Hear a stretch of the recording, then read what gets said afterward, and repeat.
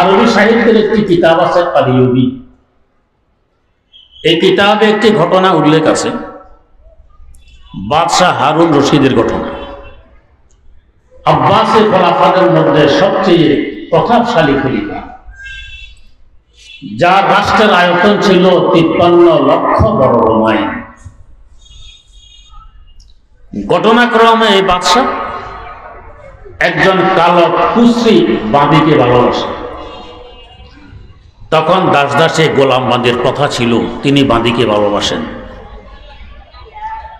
এই ভালোবাসার সংবাদ মন্ত্রী মিনিস্টারদের কানেও পৌঁছে।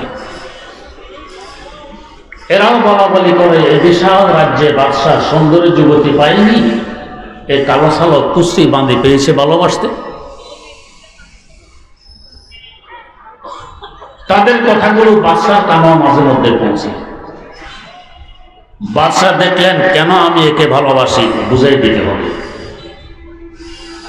তবে এই বুঝ কথা দিয়ে হবে না, কাজ দিয়ে হবে, বাস্তবতাই। আমরা তো কথা দিয়ে বুঝ দিতে চাই, বাস্তবে গেলে কিছু নেই।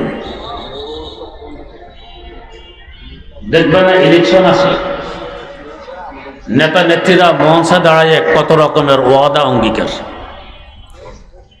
এখানে মাদ্রাসা বানাবো, সেখানে স্কুল বানাবো, এখানে পোল বানাবো, কালভার্ট বানাবো, রাস্তা তো সোনা দিয়ে করে তেল ভোট দেওয়ার দিতে সব সোনা হইয়া যাবে।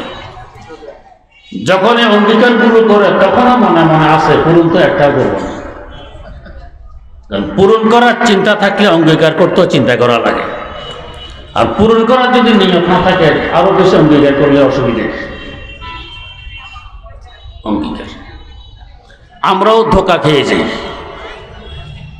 এই সুন্দর সুন্দর অঙ্গীকার, সুন্দর সুন্দর কথা শুনে আমরা মিছিল বের করে কি অমক ভাইয়ের চরিত্র ফুলের মতো পবিত্র।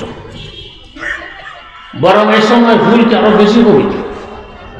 টুপি টাপিও মাথায় দেখা যায়, পাঞ্জাবি গায়ে, মাঝে মধ্যে হাতের তসবিও থাকে। মসজিদে গিয়ে নামাজ কালাম পড়ে সালাম ফিরে দেয় এক লম্বা সালাম। আমি জনসেবার জন্য আপনাদের খেদমতে এসেছি, ভোট চাই। এ সুন্দর কথাবার্তা শুনে আমরা ধোঁকা করি। ফুলের সাথে তুলনা, ফুলের মতো পবিত্র কেন? ফার্সিতে একটি প্রবাদ আছে, জবানে খালক বক্কারায়ে খুদা। মানুষের জবান হলো আমার আল্লাহর মাইক। যেটা আল্লাহ প্রচার করতে চান মানুষের জবানে তুলে দেন, মুখে তুলে দেন, এটা বলে। ফুল পবিত্র ঠিক কথা, কতদিন? যতদিন বাগানে থাকবে গাছের ডালে। গাছের ডাল থেকে তুলে নিয়ে আসলে, বাগান ছেড়ে বেরিয়ে আসলে, এখন পবিত্র না পছন্দরে? এখন ফুলে পছন্দরে, এরপরে ঝাড়ুর বাড়ি, এরপরে ডাস্টবিন। আমাদেরও নেতা নেত্রীরা যতদিন ইলেকশনের বাগানে থাকে, ফুল কি আরো শতগুণ বেশি পবিত্র। কত নামাজ সালাম, কত কিছু। উজু কবে করছে না করছে সেটা তো আমরা দেখি না। যখন ইলেকশনের বাগান থেকে বেরিয়ে আসে, পাশ করে বের হোক আর ফেল করে বের হোক, এই পছন্দ হচ্ছে। আগে তো 10 হাত দূর থেকে আপনাকে সালাম দিত, 15 হাত লম্বা সালাম, সালাম আলাইকুম। এখন তার কানের ডগা দাঁড়ায়ও যদি আরো 20 হাত লম্বা সালামও দেন, মনে হয় যেন মোটরও শোনে। ব্যাপারটা আসলে এরকম। বাবুর্চি যখন সিন্নি পাকায়, সিন্নি পাকানোর সময় না নাড়লে নিচে পোড়া লাগে, পাতিলের তলায় লেগে যায়, পোড়া লাগে, এটা হয়ে যায়। একটি কাঠি দিয়ে সিন্নি নাড়তে হবে। আজকে ঘরে গিয়ে কাঠের মাথা দেখবেন আগুনে ডুব দিতে দিতে পুড়তে পুড়তে তার মাথা কালো হয়ে গেছে, কপাল কালো হয়ে গেছে জ্বলে। সিন্নি যখন প্রস্তুত হয়, এক এক লোক বা কাঠিকে খাইতে দেয়। যারা কাঠি ঘুরাইছে হেরাই সব খাইয়া সাবার। বরং কাঠির গায়ে যে একটু সিন্নি লেগে আছে সেটাও পরিষ্কার করে দেয়। কাঠির কপালে কোনো সিন্নি নেই। আমাদের অবস্থা এরকম। কাঠির মতো ঘুরা যে আজকে অমুকখানে আন্দোলন, যেতে হবে সবাই। তো পুলিশ বড় গরম, ডান্ডা নিয়ে তৈরি আসে। 2-4টা খবর তোর ফিটে, অসুবিধা নেই, ওষুধের ব্যবস্থা করে। আজকে অমুকখানে গেরাও, চলো, খুব রৌদ্র যেন কপাল পোড়া যায়, তো অসুবিধা নেই, আবার ঠিক হয়ে যায়। আজকে অমুকখানে অবরোধ, খুব মেঘ বৃষ্টি তুফান, অসুবিধা নেই, ট্যাবলেট দিব, সর্দি হবে না। কপাল ঘুরছে আপনার, রিলিফের গম যখন আসে এটা তো আমার সিন্নি ওর, আপনি এই কাঠির মতো আপনার কপাল ঘুরছে, কিসমতে কিছু নেই। কি পরিমাণ তখন পবিত্র, রাতের অন্ধকারে হাটে বসায় এক বেটাকে 10 হাত দূর থেকে লম্বা এক সালাম দিল, 15 হাত লম্বা, আসসালামু আলাইকুম। দেখে যে বেটা কথাবার্তা বলে, বুঝছে এটা আমার বিরোধী দলের লোক। তো বিরোধী দলের হইলে হোসেন আর কি, আমি একজন মুসলমানকে সালাম দিলাম, জবাব দেবেন না? সারা শব্দ নেই। আচ্ছা, মুসলমানও যদি না মানেন, একজন মানুষ তো সালাম দিলাম, তা উত্তর দিবেন না? উচ্চ বাচ্চ নেই, কথা নেই। বিরোধী দলের হইলে হোসেন আর কি, এতই শত্রুতা নেই, সালামটার উত্তর দিবেন, কোনো সারা শব্দ নেই। সামনে ভালো করে এগিয়ে গিয়ে টসলাট মেরে দেখে খেজুর গাছ, এটাকে নিয়ে এত তোড়জোড় সালামটা। ইলেকশনের আগে এত সালামের প্রথা শেষে শেষ হয়ে যায়। হারুন রশিদ দেখলো কথায় না, বুঝাইতে হবে কাছে, এটাই নিয়ম। আমাদের নবী সাল্লাল্লাহু আলাইহি ওয়াসাল্লাম ইসলাম বুঝাই গেছেন কথায় না কাজে। তার কাজকে বলা হয় ফেইলি হাদিস, কথাকে বলা হয় কাউলি হাদিস। হাদিসের বড় বড় কিতাবগুলো খুলে দেখুন, কাউলি হাদিস কি পরিমাণ, ফেইলি হাদিস কি পরিমাণ। আমার এই ক্ষুদ্র স্টাডি হাদিসের সবচেয়ে বড় যে কিতাবটি পড়েছি, মুসনাদে আহমদ বিন হাম্বল 52 খণ্ডের কিতাব। এরপরে বড় যে কিতাবটি পড়েছি, হাফেজ ইমাদউদ্দিন ইবনে কাসির রাহমাতুল্লাহ আলাইহির সংকলিত হাদিসের কিতাব জামিউল মাসানিদ ওয়াস সুনান 42 খণ্ড। এরপরে বড় যে কিতাবটি পড়েছি, ইমাম তাবরানী রাহিমাহুল্লাহ তাআলার সংকলিত হাদিসের কিতাব আল মুআজামুল কবীর 35 খণ্ডে ছেপেছে। এরপরের নম্বরে যে কিতাবটি পড়েছি, ইমাম বুখারী রাহিমাহুল্লাহ তাআলার উস্তাদ ইমাম আবু বকর ইবনে আবি শায়বা রাহিমাহুল্লাহ তাআলার সংকলিত হাদিসের কিতাব আল মুসান্নাফ 25 খণ্ডে ছেপেছে। এরপরের নম্বরে যে বড় কিতাবটি পড়েছি, ইমাম বাইহাকী রাহিমাহুল্লাহ তাআলার সংকলিত হাদিসের কিতাব মারিফাত আস-সুনানুল কুবরা লিল বাইহাকী 24 খণ্ডে ছেপেছে। এরপরের নম্বরে যে কিতাবটি পড়েছি, হাফিজ নুরউদ্দিন আল হাইসামি রাহিমাহুল্লাহ তাআলার সংকলিত হাদিসের কিতাব মাজমাউজ জাওয়ায়েদ ও মানবাউল ফাওয়ায়েদ 20 খণ্ডে ছেপেছে। এরপরের নম্বরে যে হাদিসের কিতাবটি পড়েছি, শেখ আলী আল মুত্তাকি রাহিমাহুল্লাহ তাআলার সংকলিত হাদিসের কিতাব কানজুল উম্মাল 18 খণ্ডে ছেপেছে। 46,500 হাদিস এই কিতাবে উল্লেখ আছে। এরপরের নম্বরে যে কিতাবটি পড়েছি, ইমাম বাইহাকী রাহিমাহুল্লাহ তাআলার সংকলিত হাদিসের কিতাব মারিফাতুস সুনান ওয়াল আসার 15 খণ্ডে ছেপেছে। এরপরের নম্বরে যে হাদিসের কিতাবটি পড়েছি, ইমাম আব্দুর রাজ্জাক রাহিমাহুল্লাহ তাআলার সংকলিত হাদিসের কিতাব আল মুসান্নাফ 10 খণ্ডে ছেপেছে। এরপরের নম্বরে যে কিতাবটি পড়েছি, হাফেজ ইবনে হিব্বান রাহিমাহুল্লাহ তাআলার সংকলিত হাদিসের কিতাব আস-সহিহ ইবনে হিব্বান 7 খণ্ডে ছেপেছে। এই বড় বড় হাদিসের কিতাবগুলো খুলে দেখুন, 3 ভাগের 2 ভাগ হুজুরের ফেইলি হাদিস, কাজের হাদিস, আর 1 ভাগ থেকেও কম হইল কাউলি হাদিস তথা কথার হাদিস। কথা কম, কাজ বেশি। কাজ করো কথা ছাড়ো, কথা নহে সার, ইহ পর কালে কাজ হইবে উপার।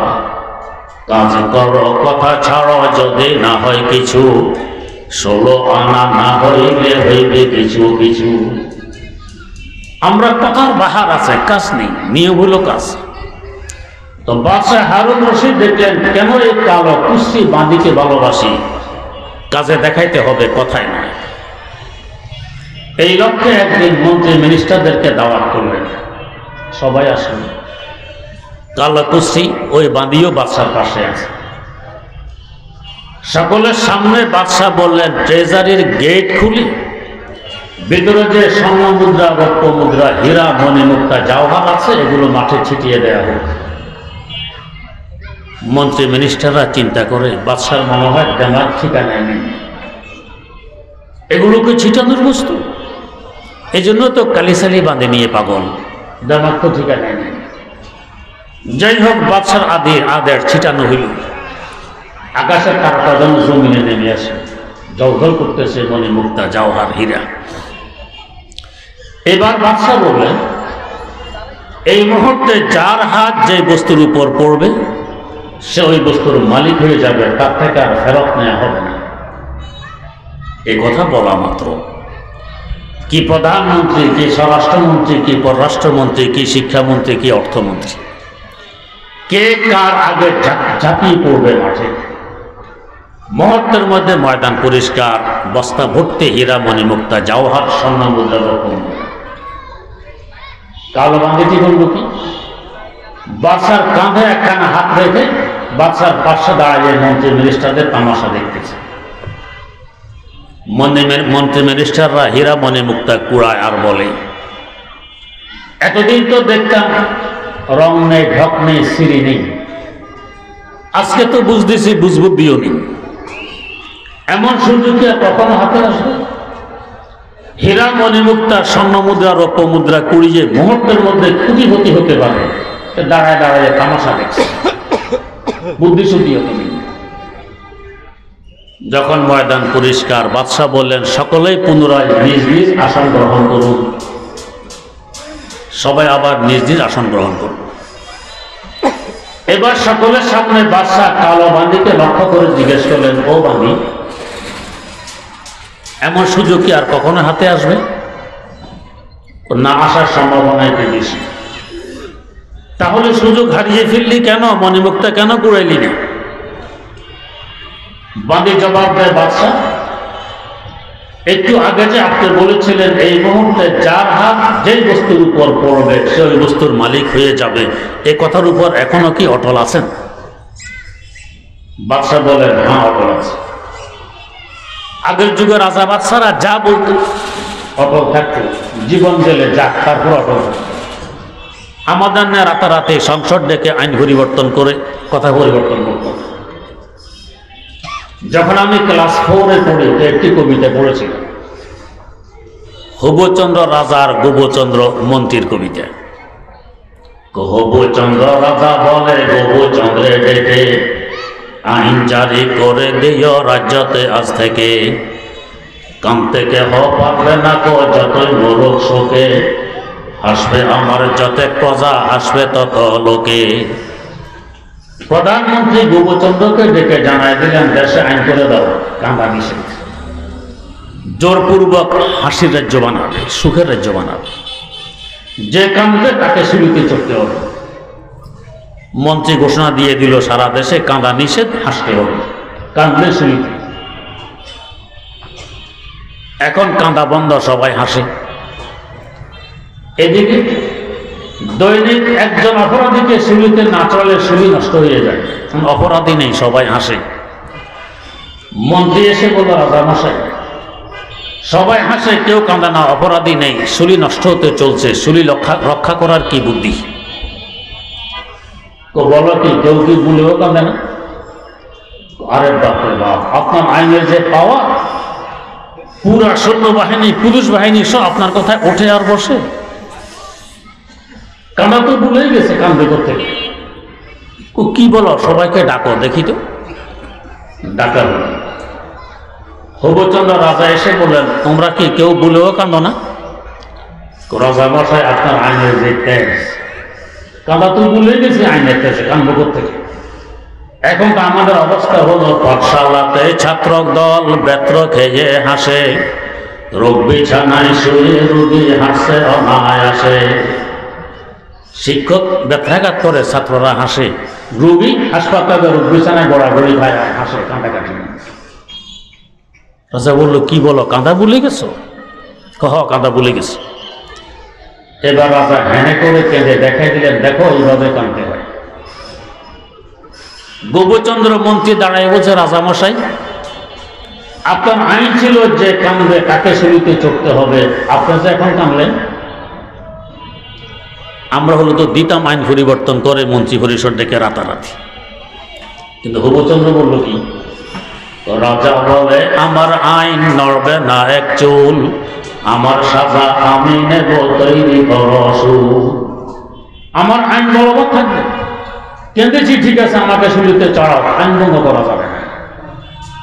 তো বাঁধে জিজ্ঞেস করলো, বাদশাহ একটু আগে আপনি বললেন এই মুহূর্তে যার হাত যে বস্তুর উপর পড়বে সেই বস্তুর মালিক হয়ে যাবে, কথার উপর এখনো অটল আছেন? বাদশাহ হারুন রশিদ বলেন, হ্যাঁ অটল আছে। এবার বাঁধি বলল, তাহলে একটু লক্ষ্য করুন তো আমার হাতটি কার উপর পড়ে আছে।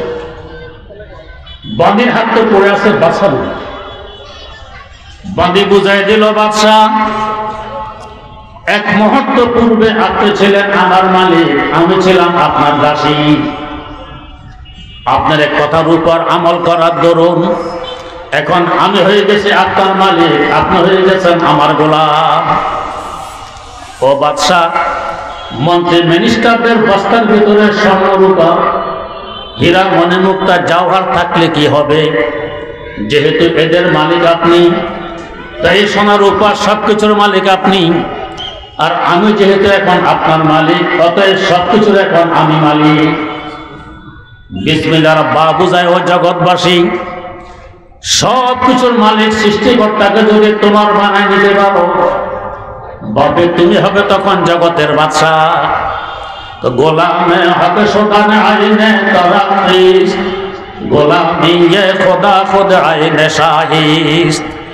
বাদশাহ গোলামি করা মানে গোলামদের বাদশাহী। বিসমিল্লাহর বা বুঝায় ওই একজনকে যদি হাত করতে পারো, মনে রাখবে পুরা সৃষ্টি জগৎ তখন তোমার হাতের তলে। যত মেরা তো সব মেরা, फलक मेरा ज़मी मेरी, अगर तू एक नहीं मेरा तो कोई शय नहीं मेरी। ওই একজনকে হাত করতে পারলে মনে রাখবে, ये ज़मी तेरे लिए है, आसमां तेरे लिए, कुल फका तेरे लिए है, तू है मालिक के लिए। जमीन তোমার, আকাশ তোমার, বাতাস তোমার, সূর্য তোমার, চন্দ্র তোমার, গ্রহ তোমার, নক্ষত্র তোমার, সবকিছু তখন তোমার গোলাম। কেমন গোলাম? হাকিমুল ইসলাম আল্লামা কাদের তৈয়ব সাহেব রহমতুল্লাহ আলাইহি লিখেছেন, আল্লাহর এক ওলি, উনি আর ওনার স্ত্রী যমুনা নদীর তীরে বসবাস করতেন। ওলির নাম ছিল শাহাদুল্লাহ। নরবরে একটি ঝুপড়ি, এর ভিতরে স্বামী স্ত্রী বসবাস করেন। একদিন জোরে সোরে তুফান আরম্ভ হয়, যেন ঝুপড়ি এখনই পড়বে। উনি ঝুপড়িতে আল্লাহ বিল্লাহ ব্যস্ত, স্থির, কোনো পেরেশানি নেই, কোনো চিন্তা নেই। আর স্থির থাকবে না বা কেন? উনি তো বোঝেন আমি একজনের গোলাম। গোলাম কোথায় থাকবে, কি খাবে, কি পরবে, সব দায়িত্ব মনিবের। এই চিন্তা গোলামের নয়। গোলামের দায়িত্ব হলো মনিবের গোলামি করা।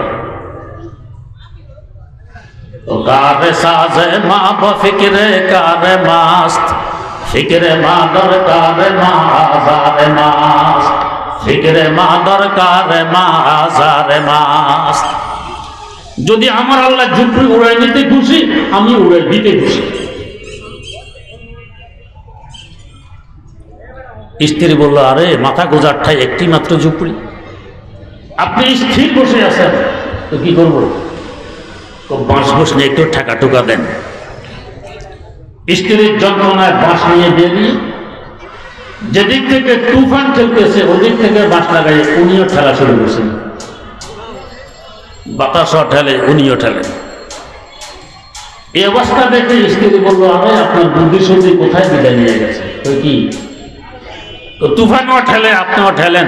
আধা ঘন্টা পরে যদি ঝুপড়ি পড়তো, এখন তো আধা ঘন্টা আগে পড়বে, তো তাহলে কি করবো? উল্টা দিক থেকে বাঁশ লাগাইয়ে ঠেলুন। আল্লাহ বলে শাহাদুল্লাহ জবাব দিলেন, আমি আমার আল্লাহর সাথে হাত ধরবো? আমার আল্লাহ যেদিকে শাহাদৌল্লাহ সেদিকে। এটা বলতেছে না, ঠেলতেছেন, তুফানও ঠেলে, উনিও ঠেলে। আশেপাশের ঘর বাড়ি তো মেসমার হয়ে গেছে, শাহাদৌল্লাহ নরবই ঝুঁকির কিছুই ঘটল না। কেন ঘটল? বাতাস এখন আমার গোলাম, যেহেতু আমি আমার আল্লাহর গোলাম, আল্লাহ আমার, এখন বাতাসও আমার, পানিও আমার, সবকিছু আমার, সব এখন আমার গোলাম। গোলামে হাতে সদানে আইনে তোরা পেশ, গোলামি খোদা খোদ আইনে শাহী। বাদশাহ গোলামি করা মানে গোলামদের বাদশাহী করা। আমি আমার আল্লাহর গোলাম, এখন সব মাখলুক আমার গোলাম, বাতাসও তার গোলাম। ওনার যুক্তিতে তো পড়ল তাওহীদের বরকত। তো আল্লাহ রাব্বুল আলামিন কোরআন শরীফ শুরু করলেন দ্বিতীয় অক্ষর বা দিয়ে। প্রথম নম্বরে তাওহীদের শিক্ষা দিলেন, বা আমাদের চোখে আঙ্গুল দিয়ে দেখায় দেন, ও জগৎবাসী, এই তাওহীদের পতাকা বাহী হওয়ার বরকতে আমি কালামুল্লাহ শরীফের প্রথম স্থান লাভ করেছি। তোমরা যদি তাওহীদের পতাকা বাহী হতে পারো, তো তোমাদের অন্তরে এই বার সৃষ্টিকর্তা আল্লাহ রাব্বুল আলামিনকে লাভ করতে পারবে। আল্লাহ যখন তোমার হবে, সবকিছু তখন তোমার হবে। আল্লাহ রাব্বুল আলামিন আমাদেরকে তাওহীদের বিশ্বাসী হওয়ার তৌফিক দান করুন। সুবহানাল্লাহি ওয়া বিহামদিহি, সুবহানাকাল্লাহুম্মা ওয়া বিহামদিক, আশহাদু আল্লা ইলাহা ইল্লা আনতা, আস্তাগফিরুকা ওয়া আতুবু ইলাইক।